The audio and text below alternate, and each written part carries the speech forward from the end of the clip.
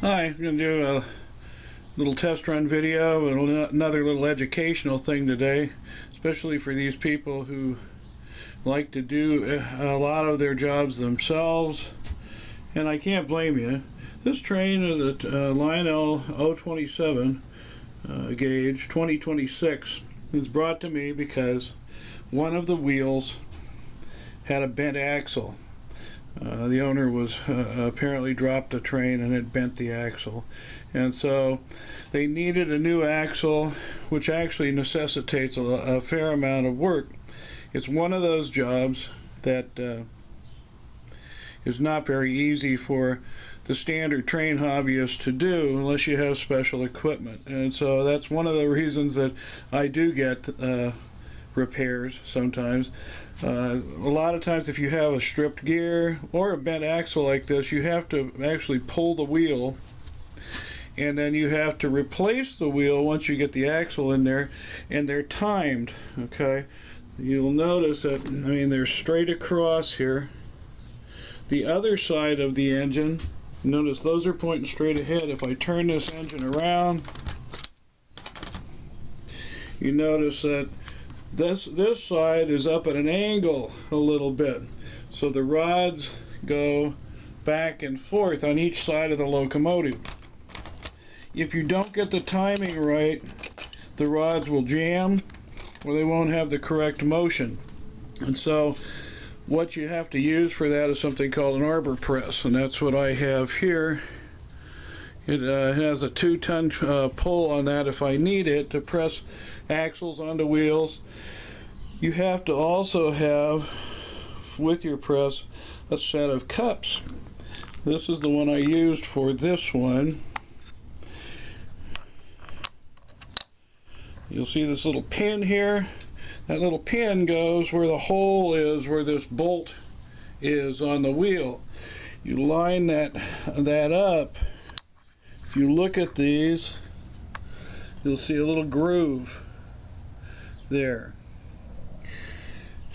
That you line up with the cup on the top so that both of those things are in line.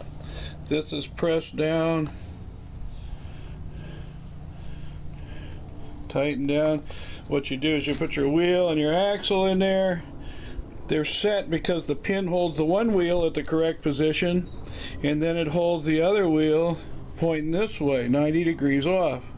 So they're set perfectly, so once you press your wheel on your axle, it mounts them in the correct position for those rods to move.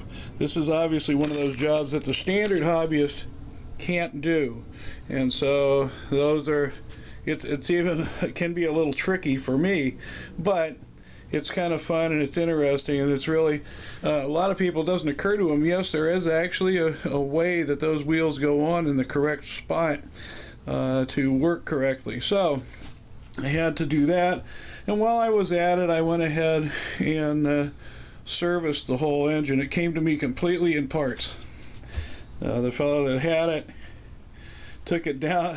There was probably every nut and bolt in the thing was spread out in little baggies everywhere, so I had to spend the morning putting it back together. And I also found the smoke unit was shot, so I went ahead and put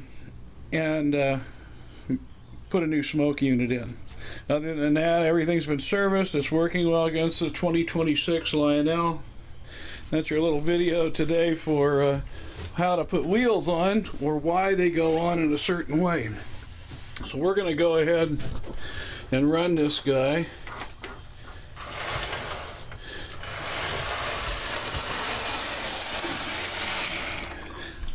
The other frustrating thing about this is that after I got it all together and I was going to take this video, the light bulb was out, so I had to make a new lamp lead in order for the light to work. So now that works fine. The smoke unit works well, but it's hard to make it do a good job without having a load on it.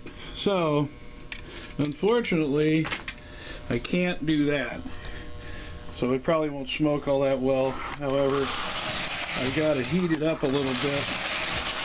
Let's just go ahead and run it around. it will go so fast because there is no car, or there are no cars behind it. So I'm afraid to make it run too fast, especially on the curves.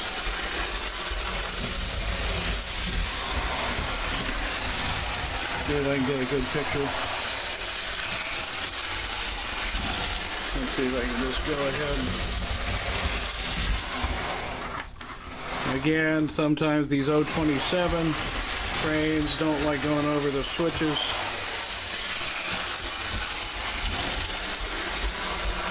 Anyway, all the wheels are timed correctly because I pressed them on in the right order. Everything's fine, ready to go. This is William Shivers' train, Lionel 2026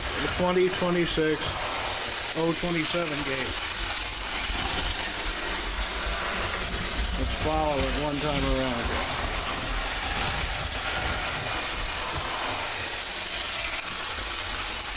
And that's it.